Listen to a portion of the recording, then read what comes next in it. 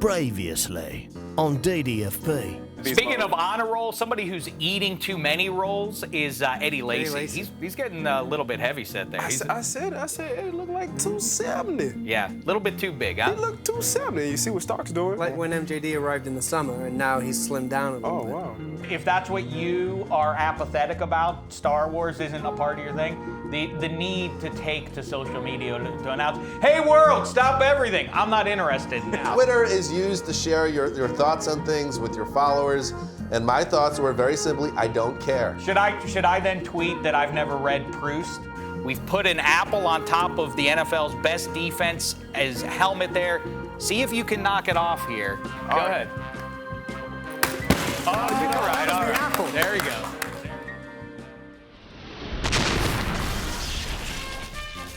Hi and hello, football fans. It's your old pal Dave Dameshek. What's going down? I hope all's well wherever you are. Welcome to the Dave Dameshek football program, presented as always by McDonald's. All-day breakfast, 24 hours. Well, not 24 hours, but after 10 a.m. now. You can go get your breakfast. I'm loving it. At noon?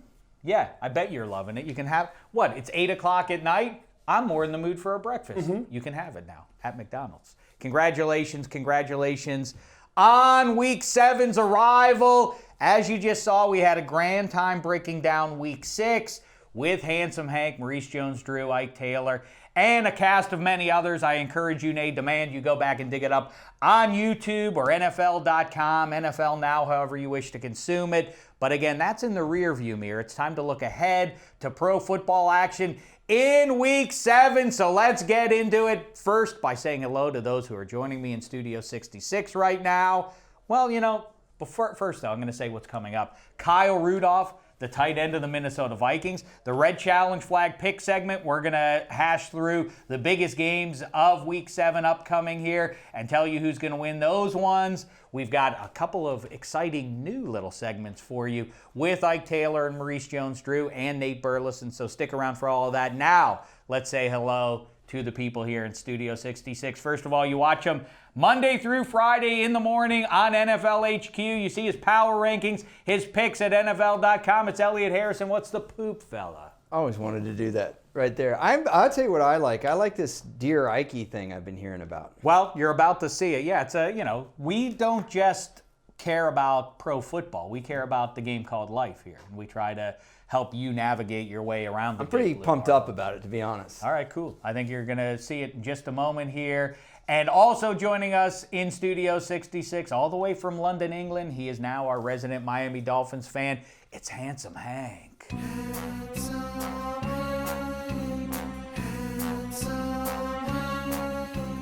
He's handsome Hank, he's handsome Hank, he's handsome Hank. That's him right there. What- Hello, my Handsome. shot. How are you? You I'm really very well, are. thank you. You really are here all the way from Hey, I London am, all the way from London, England. this Yeah. week. How At are what you? point will I not be from London, England? How long do I have to stay here until I just get accepted as one of you? A fascinating question Yeah. that you asked there. I don't know. Coming up on 5 years. I don't Maurice know why I have to look at Jones-Drew my might watch. run you off That's of true. run you out of the continent if you Shek? continue making I don't weight think. jokes. I actually think I'm faster than him at this stage. What does it say about his former team, the Jags, that you didn't stay in England to consume that game?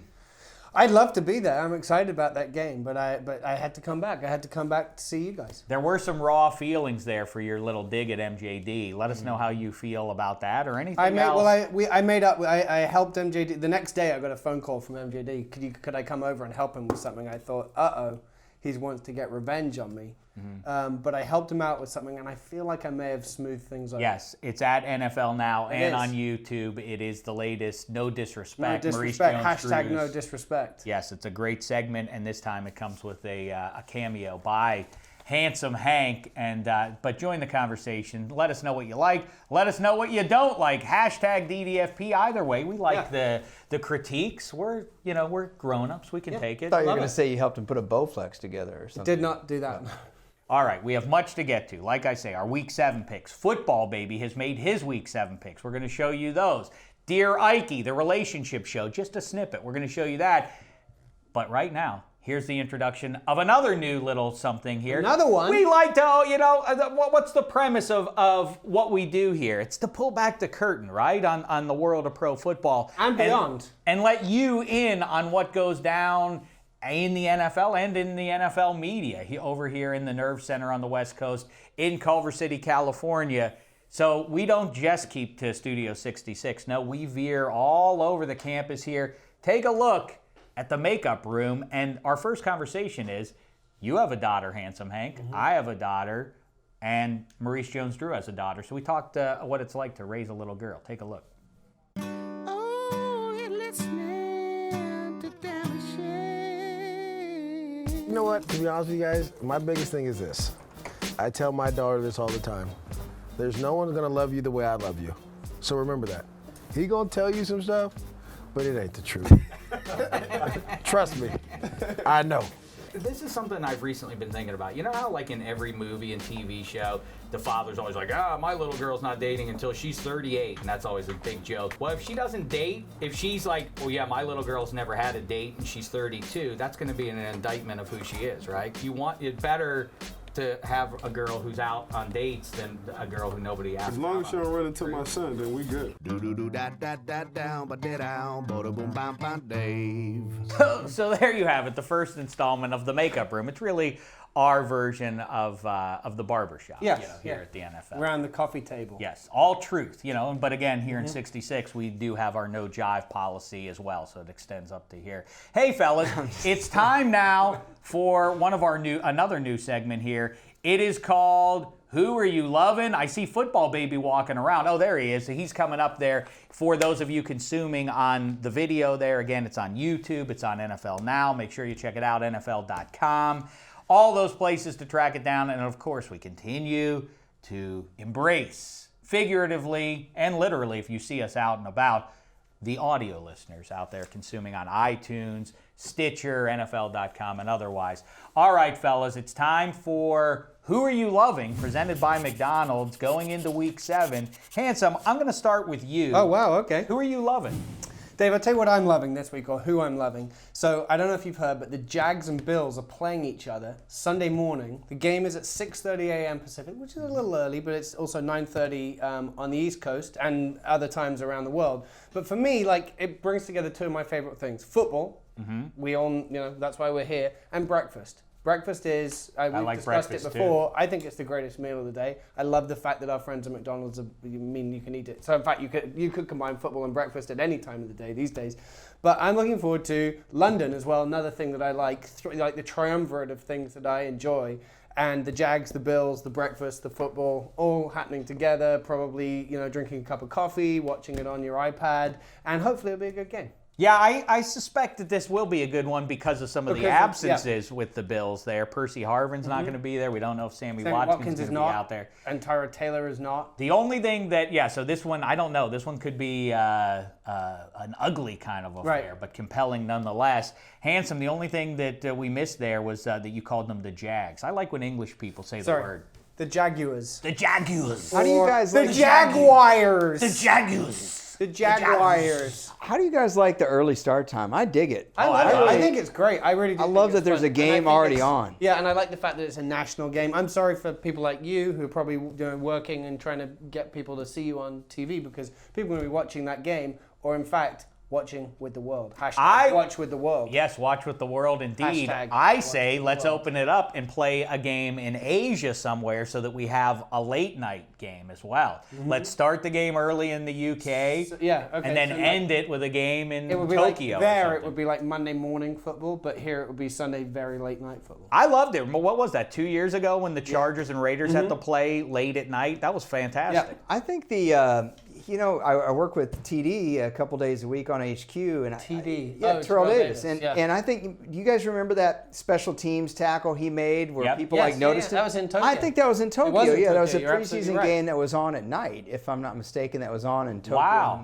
Yeah. Great call there, Elliot Harrison. Who are you loving in Week 7? Well, I had several things, and Black Tie shot every single one of them down. Surprise. So this will be my 37th attempt, but it's actually number 1 because I hadn't seen it until I walked in here. But Handsome was kind enough to show me the Star Wars trailer. That's right. good night, I'm excited about that. I mean, the Holy only cow. concern about that is can the movie itself live up to that Dynamite trailer? I think it can, but what I just nerd out over the we got to pull the curtain back here, bro. You pay Carson Palmer. Carson Palmer, what the graphic says, if you're watching. Doesn't matter. You pay Carson Palmer's. Let's call him a stormtrooper and let's carry on. Wait, hang on. Is this the ISO cam? That is. Hey, Yeah. Carson Palmer is going to have a great game against the Ravens. Monster fantasy points. Okay, so back to Star Wars. I love the sound effect when the freaking TIE fighter flies by. That harkens. It goes back to the first movies, man. I don't want the whole thing to be like the old movies. I mean, there's something, you got to move with the times, but I like it when you bring back sound effects and little things. I like that. agree. Yes, honor the Right. for those of us who grew up with it, the nostalgia, and we're sentimental about all those things. You can't kick those to the curb. Rocky Balboa, he decided no more of that great music. Well, then you're shooting yourself in the foot there, Balboa. We need to see the old stuff. Right, Integrate but it. the fun thing is, Integrate it. like, the first ones, obviously, we all love, and then when the second trio came out, we're like, wow, sound effects and graphics and everything have really come on along since then. That's now 10 years ago, and they've probably, despite the fact that there's less time between, that lot and the first ones, they've come on even further, and it's going to look... Oh, that new guy, new bad guy. Yeah. I'll finish what you started. No, it's not Bane. Yeah, it was. I'll finish what you started. It's not Bane, Dave. Look out, Darth Vader. No, now you just sound like you're talking to a Now is celebrity. not the time for fear, Darth Vader. Yes, it's not Bane. Well, it's kind of like that. By the way, Kinda. Attack of the Clones, top 5 worst movies I've ever watched start to finish. No, the first one is the worst. Phantom Menace is the worst? Phantom Menace. Phantom Menace. Well, I would The definitely say second one is actually sneaky, better than everyone. It gets No dragged way. down by. Is it the second one or the third? The second one was the okay. third Sorry. one is the best of that trio. Yeah. But let's try to not Yeah, acknowledge we these. don't, like, kind of like Rocky 5. Let's just pretend like it didn't happen. I am loving. Look, they fellas. did manage to update your graphic though. That's nice. There we go. Well done, Star guys. Wars trailer. Good to see you're doing something. Black I always tie. just think you guys are just watching back there. but I you're like actually that Chris doing something. Berman. I like that Chris Berman is too cool To to say toss anything about to the Star Wars trailer on Monday Night Football. If you watched it, they obviously integrated it into the halftime, Right. and Chris Berman clearly resented it. Also, not part of that. not No, part of indeed. that. No, so Tarico had to fall on the sword, By himself. but it's a great sword to fall Right. on, of course. I get the toss for the world to this, but First Chris time Berman. ever. Yeah, your parent company is Disney, and yet that's not enough to compel you to do it. But then again, Berman talking Star Wars would be fantastic stuff. He's more of a 2001 Space Odyssey. You got look, hey Cheech, you got Yoda, you got Darth Vader, you got Darth Maul. Look, there are a lot of powerful Jedis, but Luke Skywalker's putting something pretty special together. This just in, Tatooine produces winners. Back on the Blitz. He could have done that. But could He have. decided not Hey, to. But no. Could you do it? he Nobody, didn't. nobody circles the wagons like Darth Maul. Nobody circles away like Bob Seger sang about night moves. Look for him from Darth Vader this Christmas. I like Bob Blitz. Seger, by the way. I know you're not much. His of Bob hip Seger. Bob Seger references. Yeah. What am I loving? I am loving the all underrated team this year. I like to acknowledge those guys who I feel like, and this is something, Elliot, you and I have talked about a lot. Even if you're in the Hall of Fame, you can still be underrated. Eric Dickerson is that. Yes. Franco Yes. Harris is that. Roger Staubach is that. But currently in 2015, Cam Newton, everybody loves Cam Newton, I understand, but still not the level of respect I'd like to see for this guy. He's got them undefeated, including that win in the clink, and yet every time people start firing off their lists, I get it that there's inertia to it, but it's still Tom Brady, Drew Brees, Peyton Manning is still looped in there. Like, when is Cam Newton going to be lumped in with that? Well, your top-tier listeners quarterback? didn't get to see that graphic. So you had Cam Newton on there. You had Chris Ivory and Matt Forte, Chris Ivory. perennially underrated Matt Forte, and believe me, he's raw about that. He doesn't like that people sleep on him, but even on this actually I was about to say this bum Bears team, but they're not terrible the last couple weeks as they set out on their bye. Lawrence Timmons is a guy who I feel like the football world doesn't really know. That was the play that won the game against the Chargers. Enough already about the Le'Veon Bell. If Timmons doesn't get his hand on that ball that Rivers throws, the game is over. because Keenan Allen either scores a touchdown or he gets down enough and the Chargers run out the clock and the Steelers are never able to get down the field. Am I wrong? No, you're right about that. And, and the other guy, too, is I guess he can be our defensive coordinator, maybe even our head coach, is Wade Phillips. Everywhere that guy goes, the defenses are good. around.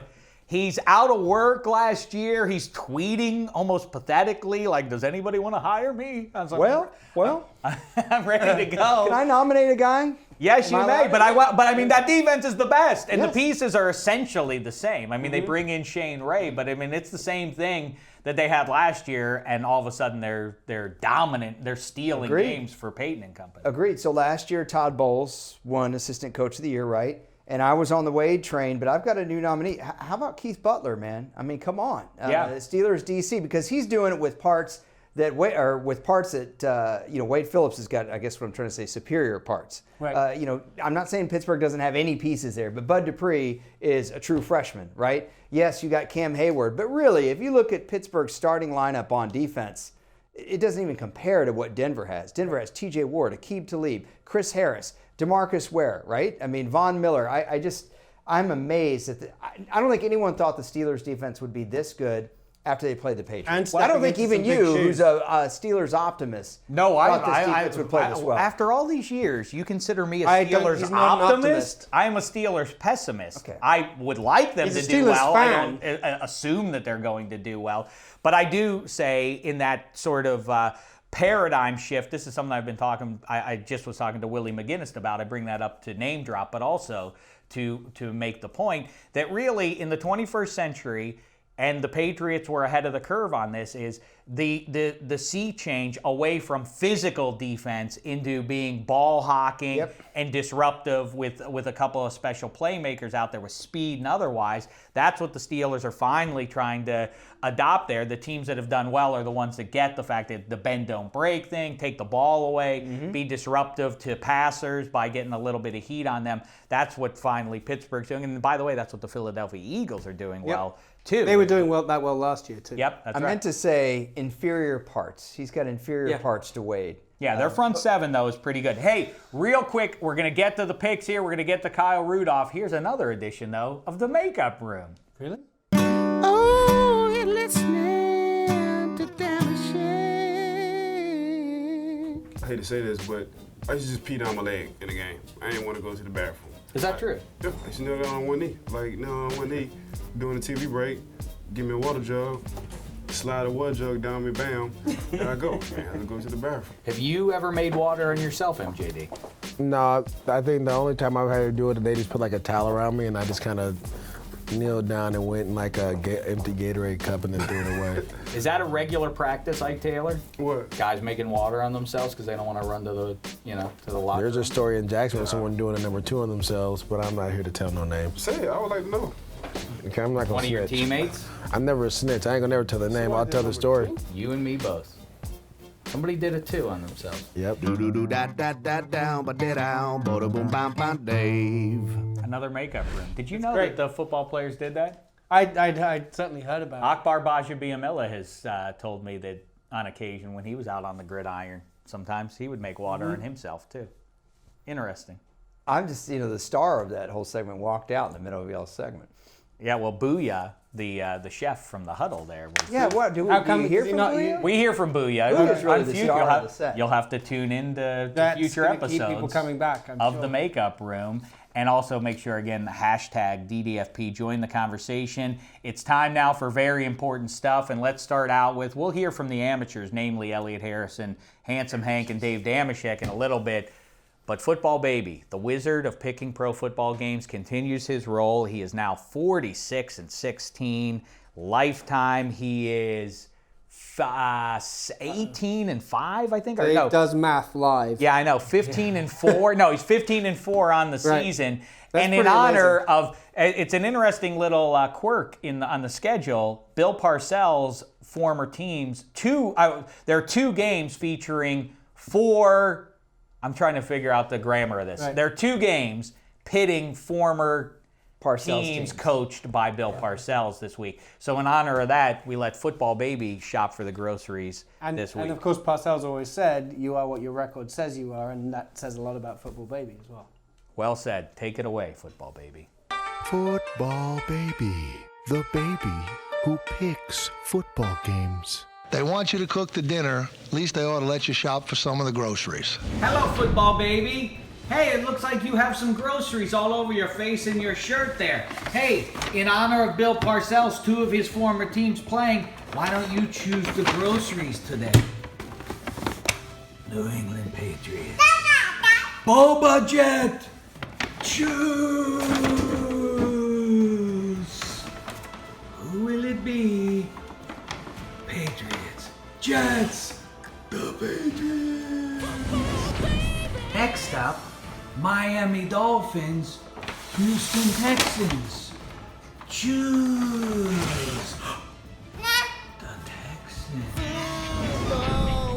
Giants. Represented by an apple. For the Big Apples football team. And the Cowboys. Choose. Apple. Cowboy. Here it comes. It is the Giants. Football baby.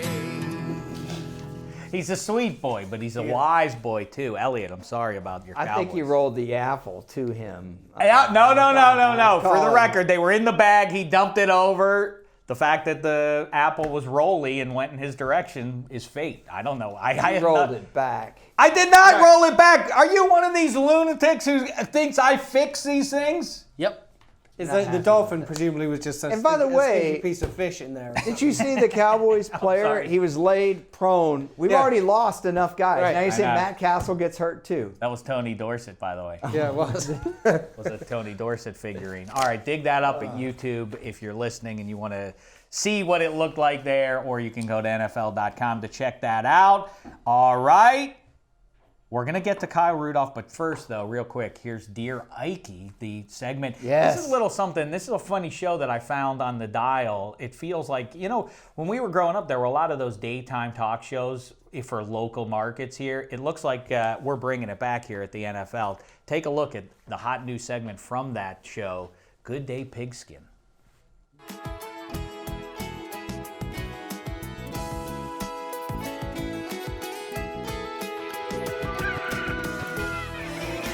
Welcome back to Good Day Pigskin. It's time for everybody's favorite weekly segment, Dear Ike, with former Pittsburgh Steelers cornerback Ike Taylor answering both your pigskin and relationship questions. You all set, Ike? I'm set. Let's get right to it then, shall we? We'll start off with a tweet from @SusanB.AnthonyRocks. My boyfriend has been talking lately about being more creative with our love life. I'm interested, but don't know how to tell him that I may be into even weirder things than he is. How do I tell him? It's like going through training camp. It's like taking the training wheels off of the bike. Take it one step at a time. Don't rush anything. Go slow. Understand the mood. Be aggressive when needed. Be passive when you have to. You don't have to tell them the whole blueprint. Just give them a little bit. Baby steps is what I call it. Wonderful advice. Thank you. I think we have a caller on the line. Go ahead, caller for Dear Ike. Hi, Dave and Ike? Yeah, go ahead Yes. for Ike. Hey, so I was calling because my boyfriend and I have always had a really good relationship, I think, but, recently I've felt like things have become a little stale. I love him so much, but I don't know how to get things back to how they used to be. Do you have any advice for how I could re-spark the romance and get the passion back into our relationship? That sounds like a real pickle, Ike. I know, right? If you feel like the chips are stale, you got to get you a new bag. If I could chime in here, I might try something that we do at my house on the weekends. No pants. No pants. Yeah. Yeah, I mean, he doesn't like surprises, so I never know how to keep it spontaneous. Just set the tempo, set the mood, get a feel for what's going on with the game. Let the game come to you. Yes, from your mouth to God's ears. You're a special person. The man in the mirror is a special person. And you at home are a special person. And we're all better for getting the advice of Dear Ike. Make sure you tune in next week for Dear Ike. We'll be right back on Good Day Pigskin. Boy, that may be the stupidest thing I've seen. That was really dumb. I like that quite a bit, though. He went to the right guy. Ike does give out great advice. He really does. I hope you guys learned a Are you ever going to have Dr. Philliot on your show? Or? I forgot about Dr. Philliot. Oh, yeah. You're that guy. He dispenses some advice. There would he cuts straight to it, too. There might be almost too much advice if Dear Ike and Dr. Philliot got together. But you know what? I'm open to experimentation. Let's give it a shot. Hey, so we got Kyle Rudolph coming up. Yes, black tie behind the glass. Yes, we do. We're ready for it. We got a lot of stuff going on today's show. You ready to do it? I'm ready to do it. Go ahead. Roll Do it. it. All right. I've enjoyed listening to this guy kibitz with other people. By all accounts, he's a delight. Let's find out ourselves the star tight end for the Minnesota Vikings. It's Kyle Rudolph. What's the poop there, fella? How are you? Yeah, not much. I'm well. How are you? I'm doing better now that I see that you are a donut aficionado. Yeah, I've heard some stuff about this Vikings Donut Club. What's going on there? You know, it's just really catching fire lately. It's a club that's been around for a few years, I believe, dating back to about 2008. And really the last couple years, it's grown quite a bit. And coming up this past week on our largest donut club ever. So, I mean, who doesn't like donuts on Saturday mornings? So, our head trainer, Eric Sugarman, provided us with these awesome T-shirts this year, and we're really stepping it up, becoming official, almost corporate. Yeah, once you get a T-shirt, that really stamps it as valid for society. What is the best kind of donut, Kyle Rudolph? I go with the Long John every week. So, you know, we get between 3 and 4 dozen donuts every week, and now it's growing so much that you don't really get to pick after your first one. So I make sure that I get my Long John every time, and then after that, it's just whatever's left. Isn't it weird, though, that a Long John counts as a donut? Because really, by definition, a donut is a circle with a hole in the middle of it. Right, like exactly like I got here on my T-shirt. Correct. But, I just can't go away from the Long John. It's what I've old reliable for me the last few years. For me, it's the buttermilk without the hole in it. So, you know, I park my car in the same garage as you. My donut doesn't come with a hole to it. Yeah, I mean, like we talked before on air, you can't really go wrong with any donut. So, you know, as long as you got donuts on Saturday morning, I'm going to be happy. Shall we talk about pro football a bit? I guess so. We can do that. Let's do it, Kyle Rudolph. And let's start with, we've been talking tight ends. Of course, Gronkowski has really been doing some things this season and the last couple of seasons. You've been putting up, fantasy owners know about what Kyle Rudolph's value is in that world. Who's the best tight end you've ever seen? I think the best tight end that I've ever seen was the guy that I grew up watching, Tony Gonzalez. The career that he had, you know, not only statistically, he stands at top of every category that we have, and but just the production that he was able to have for 17 years. You know, I was fortunate enough to be in the league, you know, on the tail end of his career, and you know, get to watch him play, and you know, really study him more closely. And you know, I felt like in year 15, 16, and 17, he was still playing at a high level, and you know, you don't see that quite often with guys around the league. You know who's studying you is that Viking right next to your head there. It's like he's right in your ear there. He's right in your right ear, staring you down, listening intently to all you have to say there. Tell me this. Do you like playing outside, Kyle Rudolph, as the Vikings have had the opportunity to do the last couple of seasons? You know, over the years in the NFL, teams haven't had a lot of success at temporary stadiums, and we knew that going into TCF last year. And you know, I think that we've had an incredible home atmosphere at TCF Bank Stadium, and you know, in August, September, early October, it's just gorgeous here in Minnesota, and we've had a lot of really nice days. And then as you get towards the end of the year, you know, it obviously gets a little colder. The conditions become a little more favorable to us in the style of football that we play. So, you know, we've had a great time at TCF over the last 2 years, and you know, as you guys show pictures of these incredible new stadiums across the country, we're excited to get into ours next year. Yeah, I'm sure you're excited for that, but I contend, you know, maybe I'm an old curmudgeon, but I like the idea of all NFC North teams having to play outside. Don't you see the home field advantage? You and Teddy B and company welcoming some of these fancy pantsers from down south up to frigid January conditions like they used to have in the Met there. What do you think about it? Maybe crack some of those windows when the new stadium opens. I mean, it's true. We haven't been to the Super Bowl since we moved indoors, so there's definitely some truth to that home field advantage up here in Minnesota. Who is going to win this weekend, the Minnesota Vikings or the Detroit Lions? Well, obviously, I'm going to say the Minnesota Vikings. It's a big game for us, but we understand that, the Detroit Lions are a team that, got their first win last week. They're playing their third game in a row at home. So it's a point of their season where it can be a make and break game for them, and we're going to get their best shot. No one ever picks the other team when I ask that question. I always see if anybody wants to float it out there. That would position you as the underdog, though. If you said, I don't think we really can win this game this weekend, then America would get behind you, you see? Even they don't think they have a chance in this one. Then everybody would rally behind you and root for you. Yeah, I don't know that you'll ever get someone to pick the other team. If you do, let me know. That would be interesting.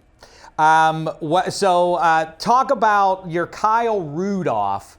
And, of course, the seasons are nearly upon us here. That makes me think of Rudolph the Red-Nosed Reindeer.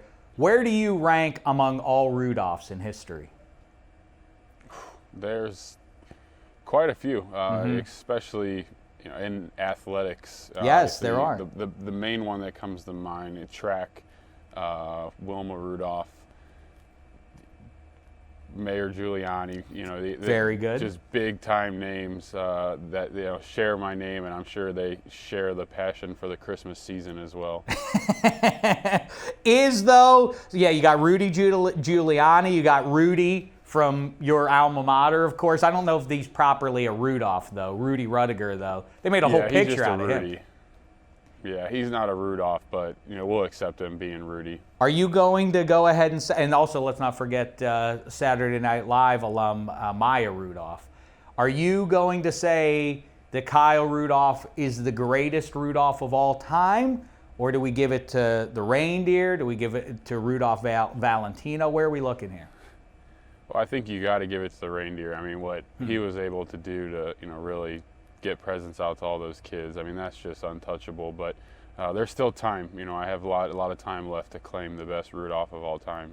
That's true, yeah, and good for you, though, for being selfless enough to acknowledge the good deeds that Rudolph, I mean, he really saved Christmas that one year. Even though Santa did, you think about that, Kyle, think about how even Santa Claus didn't believe in him. His own father doesn't believe it. He apologizes to Santa. He's like, I'm sorry about my son. Here, let me put black dirt over his nose to cover up the shame of that red thing. Santa turns the corner and appreciates him in the end, doesn't he? Yeah, it goes back to that underdog story we were talking about before. Everybody kind of rallied behind him. Even Santa Claus doubted him, so, he really pulled through. Okay, and last thing for you, Teddy Bridgewater. Does he wear the glove everywhere now? Is it sort of like one of those things like, wow, that was a mistake my pro day a year and a half ago. I'm not making that mistake again. I'm just going to sleep in the thing.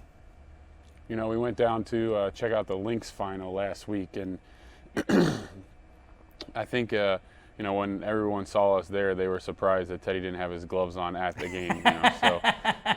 No, but he doesn't wear them everywhere. But we're couldn't be happier with Teddy and the way that he's played this year, and the leadership that he's taken over on the offensive side of the ball. Well, actually, one more question for you. Talk about Teddy Bridgewater. Another fascinating character in pro football is Mike Zimmer. What's he like behind closed doors? He's a lot of fun to watch on Hard Knocks over the years. Coach Zim is a guy that you see, the guy that was on Hard Knocks, the guy that you see in press conferences. That's the same guy that we deal with behind doors. He is upfront, honest, and you can't ask for any more out of your head coach. Oh, you know what? I keep saying last question, but then I remember I have a couple more questions for you. So real quick, I know I read that you're a Friends fan. Is that true? You grew up the TV show Friends. Yeah, I think obviously growing up in the 90s, I couldn't quite appreciate it at that time. So now going back and watching reruns, I get a lot more out of it now as a 25-year-old than I did actually in the 90s when they were on air. You're only 25? That stinks. That makes me upset. That makes me feel bad about me. Who's the greatest friend of them all?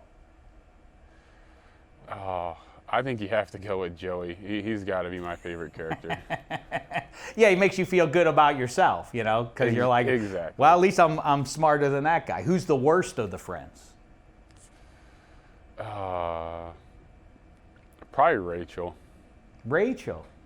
Really? I'm surprised by that answer. I was going to play a little game with you about the 3 women on that show, that popular game that a lot of people like to play, but you're going Rachel's the worst of all the friends. Yeah, I feel like she's always letting them down. I mean, obviously she's the best looking of all the friends, but yeah, she's always letting them down. I feel like, her and Ross are just meant to be together, and, they're always messing around.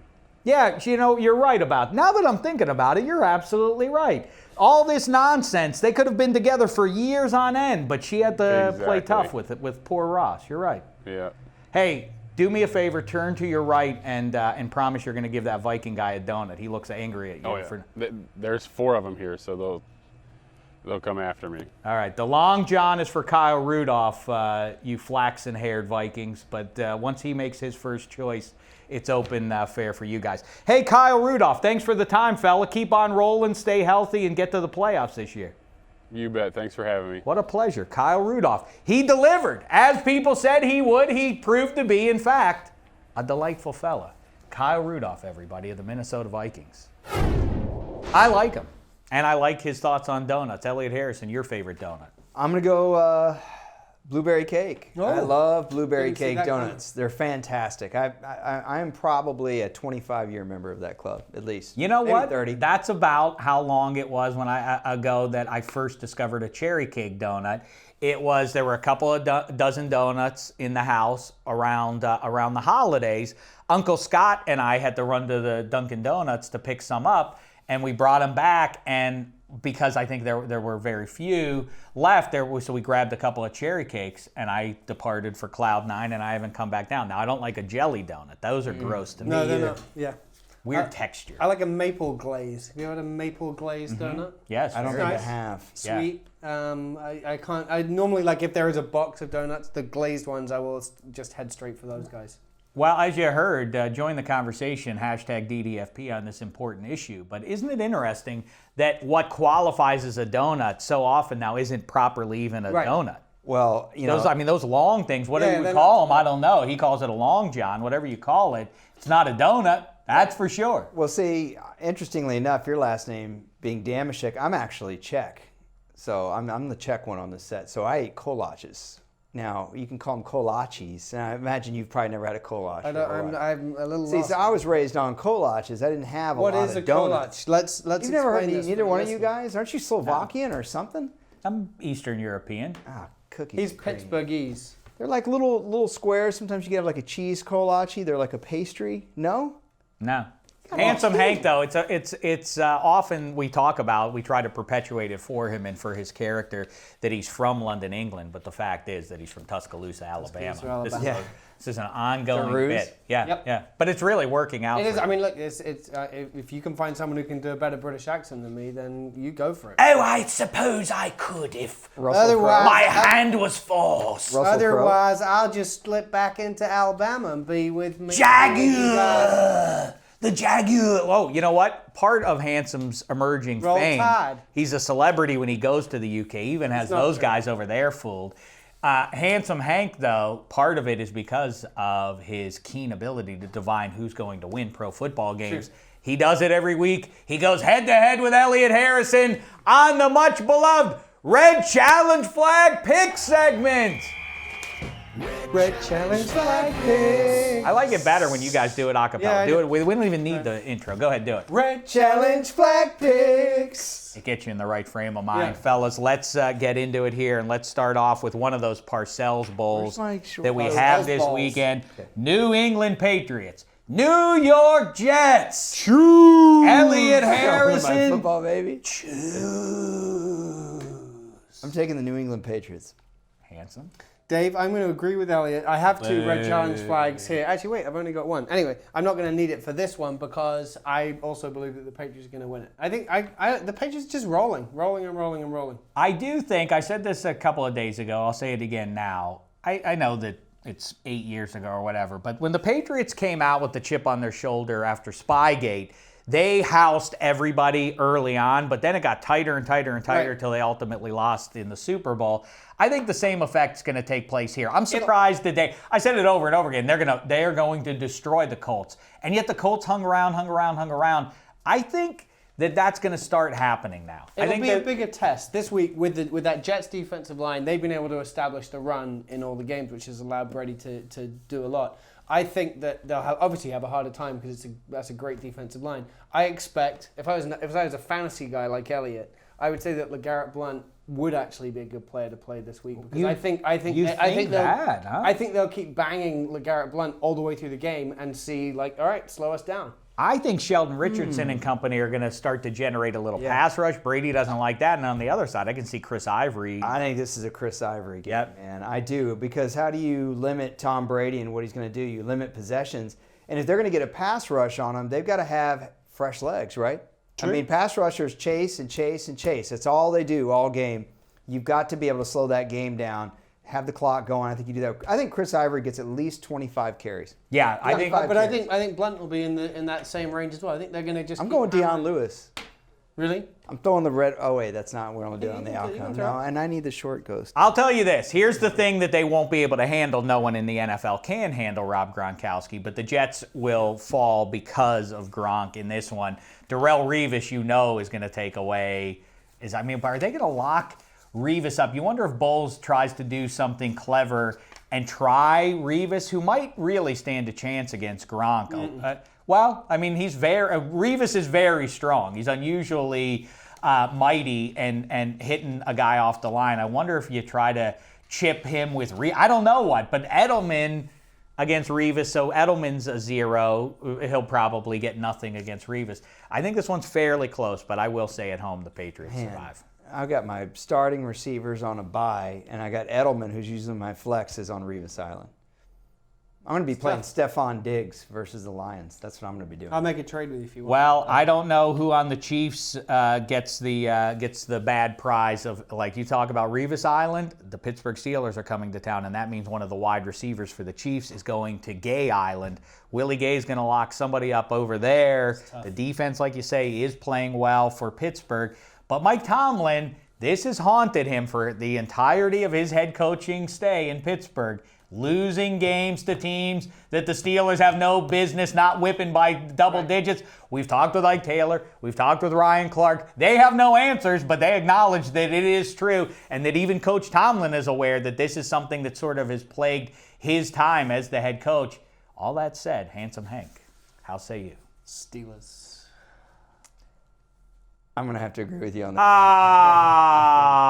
Fist bumps. But you know what? I have to say something. Is it possible that the Steelers are playing over their heads? Like, can you really say that Pittsburgh's talent level is greater than Kansas City's? I mean, really?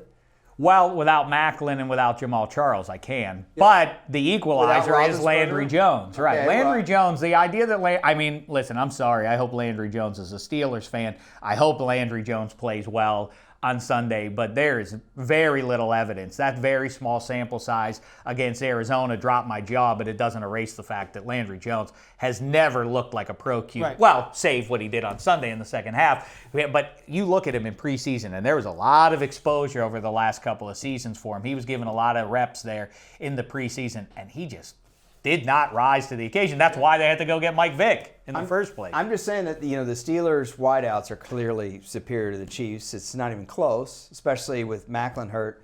But can't we say the Chiefs' defense overall clearly superior? We're talking about just talent level. You don't have Kelvin Beachum on the left side of the offensive line. You also don't have Marquise Pouncey. That sounds like bad news for Landry Jones or Roethlisberger if they try and jam him in there with Justin Houston. Which I wouldn't do. Rest. Now that they won San Diego or won there and they beat Arizona, don't play Roethlisberger. Although he is my fantasy quarterback, I could use him too. This one could be one of those ragged 12-9 kind of games. But then again, when all bets are off and you can't tell, there's so much personnel out on either side, maybe it'll be 37-34. Who knows? I think as long as Landry Jones, if he's in, he should be looking Antonio Brown's way, which Mike Vick just wasn't doing for 2 weeks, which seemed a little strange. And Brown's going to go make plays for you. He'll make a bad quarterback look a little better than he is. I love this uni matchup, by the way. Oh, good for you, Steelers white versus Chiefs red. Fantastic. Very nice, very nice.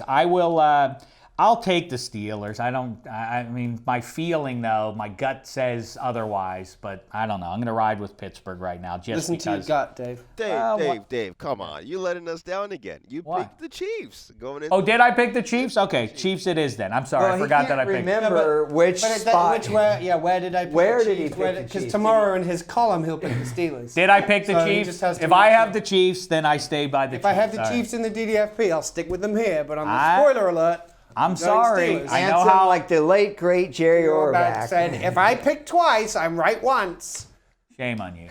And the point at hand is, who am I picking in this game? All right, I'll stay with the guys that call Arrowhead home. You don't like it though, do you? No, how do I like it? Why would I like it? I don't. You think I like now? You think I like picking a 1-5 team to beat the Steelers? That doesn't make me happy. They just got 1-5 today. Right. He acts like he just found out. What? They're 1-5?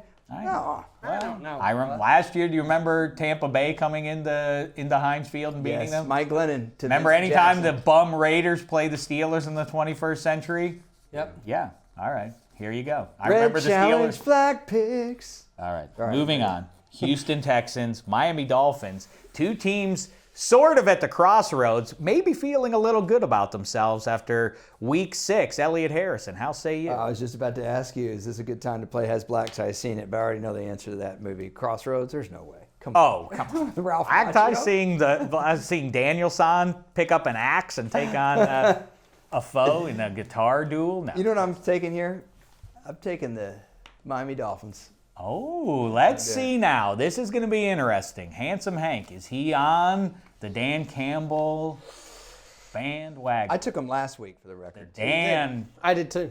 The Dan wagon. The Cam. All right.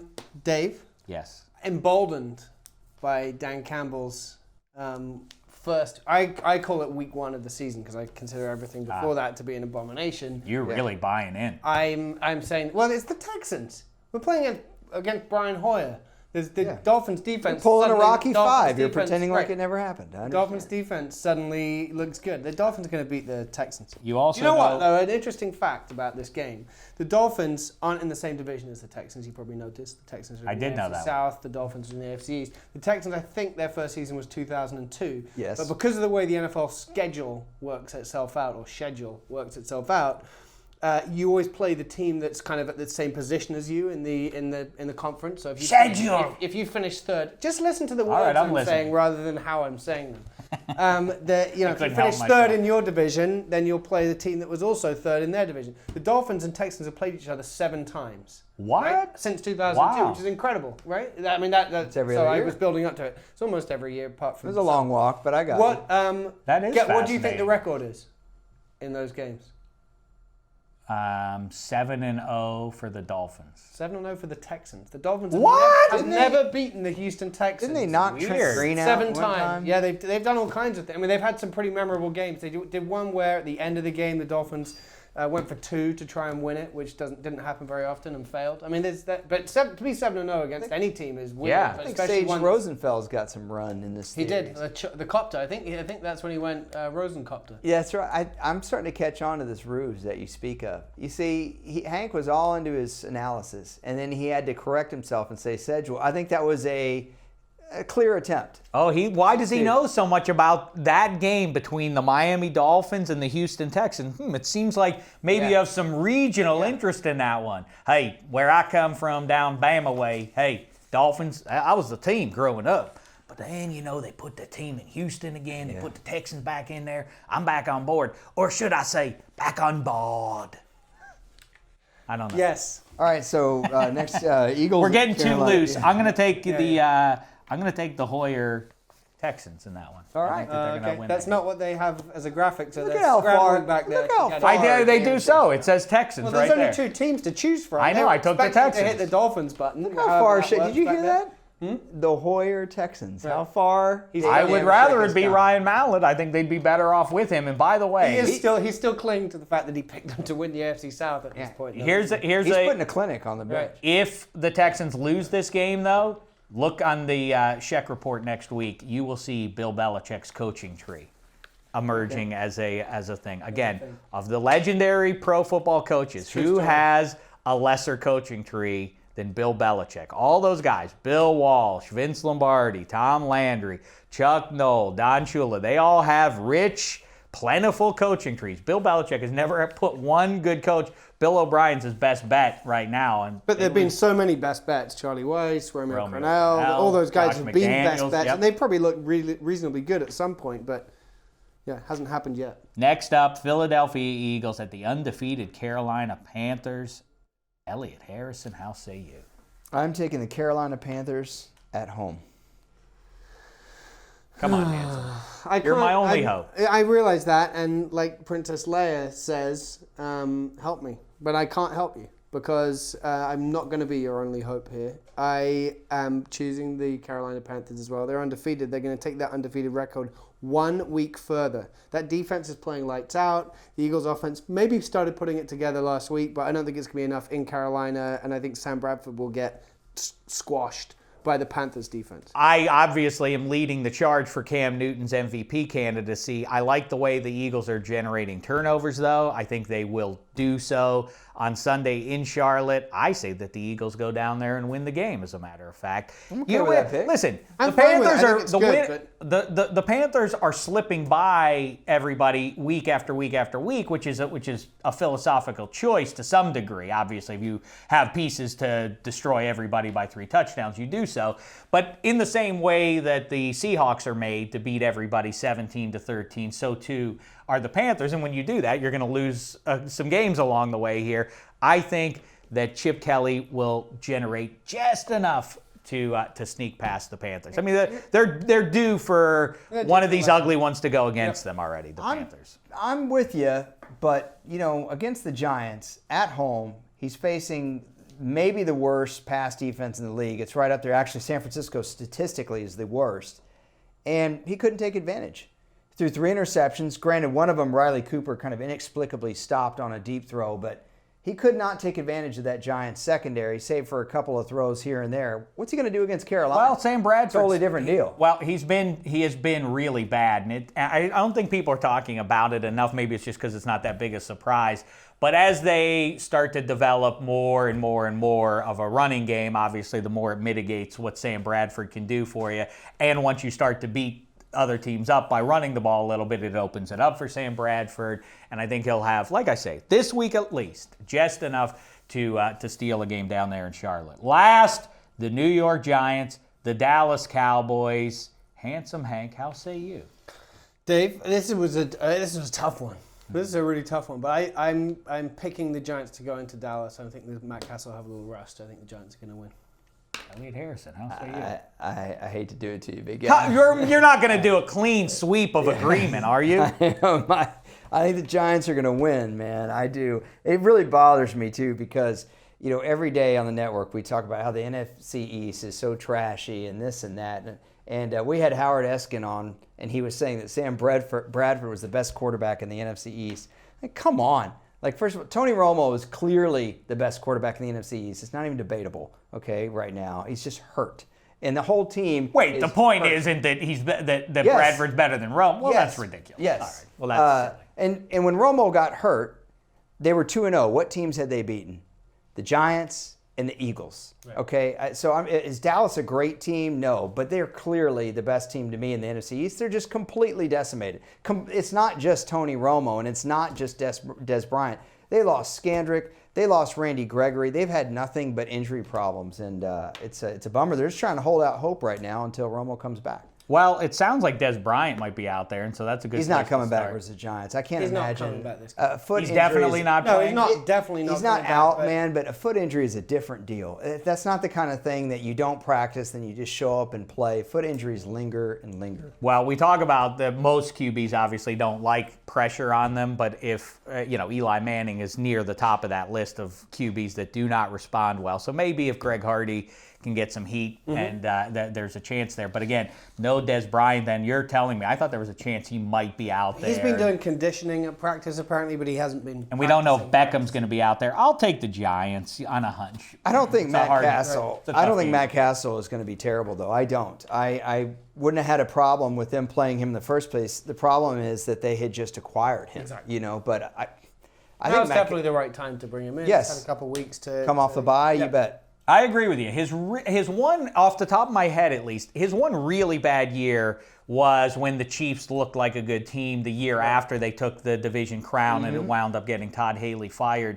That was a bad year for Castle, but for the most part, it's not like he is, I was going to say Christian Ponder, but that's not fair. Yeah. But, Matt Castle... He's like the 21st best quarterback in the NFL. I mean, in the rankings of bum QBs that I wouldn't want to have on my team, Matt Castle is fairly high up there if I have to choose from Ryan Fitzpatrick, Brian Hoyer, that Josh McCown. I think I would take Matt Castle above all those names I just said. Really, above Ryan Fitzpatrick? Because I think he's been really good this year. He has been really good, but don't sleep on the fact that they have that great running game, and they have Brandon Marshall and Eric Decker now.